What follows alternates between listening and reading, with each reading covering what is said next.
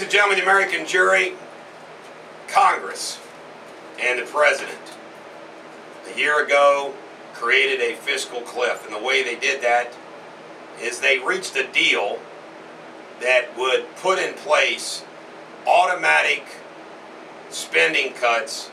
The deepest would come from the defense, and the tax cuts that are famously now called the George Bush tax cuts would go away if there wasn't going to be a deal done. They create, in their infinite nitwitnism, they create a deadlock committee called the Super Committee. The Super Committee didn't agree to anything. So they raised the debt limit with this deal and created this event after the election of 2012. So here we are, 27 days from this event, which has been coined the fiscal cliff. Why?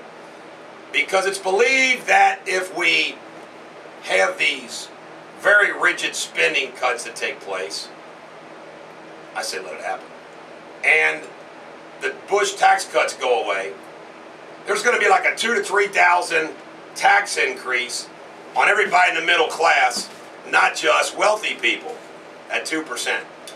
And what Obama wants is Obama wants to tax the hell out of the rich and everybody else, but we're going to keep those cuts there for the middle class.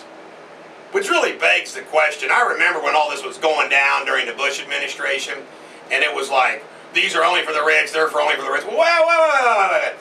Why, when Bush was president, these were tax cuts that were only for the rich, and now there's just desperation to save them? So if you're a middle-class guy out there, or gal, imagine what you're going through right now. Your health insurance premiums under Obamacare have gone up about $2,000 to $3,000 a year. Gas prices are at an all-time high. That hits you pretty hard too, doesn't it? And now you might get leveled with a tax increase. It's incredible. Now, listen to this logic, ladies and gentlemen, the American jury, as my blood begins to boil. Barack Obama wants more taxes. He has in his plan $1.6 trillion in new taxes, revenues. Well, that 1%, if you give him the tax that he wants, is like $80 billion. All right, at the same time, we got Obamacare, which of course, when they passed this, they also made this thing not start implemented until after the election. And it is really the largest tax increase in the history of this country. And then of course, with Obamacare, Dodd-Frank, it has been regulation city. Now, I can explain this to you, as Denzel Washington famously said in Philadelphia, like you're a third grader. All right. Tell me if this makes sense from Barack Obama and his compatriots. Obama wants $1.6 trillion in tax increases. He's given us Obamacare, which is a tax increase, and your insurance premiums are going up. He's regulating the hell out of us. So all of these things affect business, right? Jobs and everything else. And part of his plan, he says, we need a stimulus.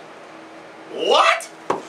How can you on one hand want to take money out of the economy, take it from businesses, take it from people, take it from job creators, and at the same time say, man, we gotta get some stimulus? Makes no sense. Send some money to Washington for them to send it back to us. But of course we know it won't come back to us. It makes absolutely no sense at all. I actually made a joke to somebody yesterday. I said, you know what? I was thinking about, 50% of us are pulling the wagon, 50% are riding in the wagon. I may have tempted to say to Barack Obama, let me tell you something, buddy. I'm down with that. I'm down with that. Okay, I'll be part of this 50%. But since we got to pay for all the things you want to spend, don't you want us to make more money so we can give you more in tribute? You know what he ought to do? He ought to, because half the people don't want to work. Us half that want to work, He ought to make it so easy for us to get so freaking rich that we can pay for all the people riding in a wagon. I mean, come on. If he wants half the people to ride in the wagon, half the people to pay for it, shouldn't all of us that are pulling a wagon, shouldn't it be easier for us to make money and pay taxes? Now here is my final little punchline here in this debate, this issue. I crack up at the spineless leadership of John Boehner and the other Republicans. They are allowing all the media folks, MSNBC, all the political pundits, little Juan Williams, they like to smack old Juan around a little bit. On Fox News talking about the conservatives, the Tea Party, they're over, it's over, we don't need them, it's over, they're politically irrelevant, they want the Republicans and the Tea Party to become more liberal and more like them, okay? Ladies and gentlemen of the American jury, when your country has got 16 trillion and counting in debt, a 1.2 trillion budget deficit, we got economic woes everywhere. Cities are bankrupt. States are bankrupt. California. Now, more than freaking ever, conservatives and Tea Party principles need to be fought for. How messed up is it that when you're in a complete fiscal crisis, the liberals start saying that, oh, the Republicans and Tea Party are irrelevant now that Obama got elected. And here is what's so freaking amazing. Unlike me and a few others, I saw a clip on, I don't listen to Rush, but I saw a clip on him with Greta last night.